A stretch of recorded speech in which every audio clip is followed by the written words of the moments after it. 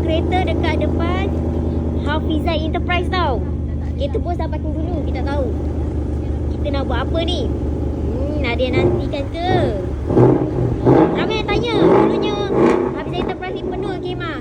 Ada something kita nak buat untuk geng-geng Bos Ijan. Itu dia, Bos Ijan nak parking dulu. Uish. Tengok kita nak parking macam mana? Tengok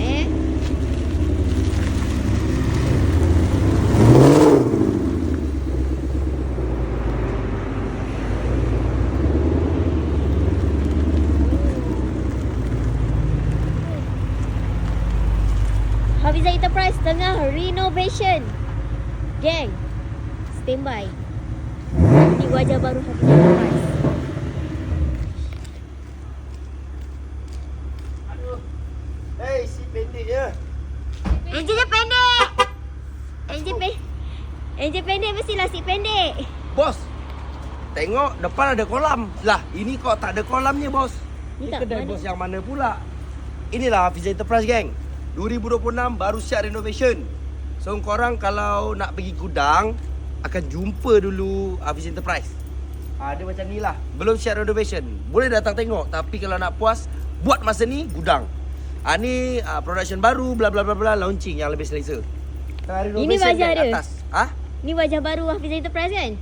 Ni semua nanti sembot ni tak ada tau. Ini semua muka baru nanti. So 2026.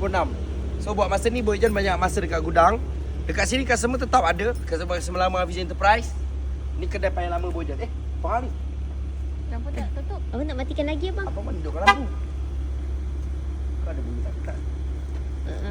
Dia kena lagi sekali abang. Safety. Dia auto. Handbrake tak tarik. Handbrake. Handbrake.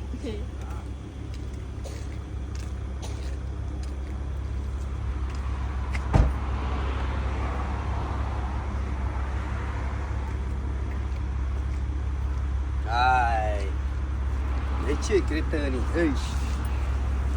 Hafizah Enterprise tiba. Tiba.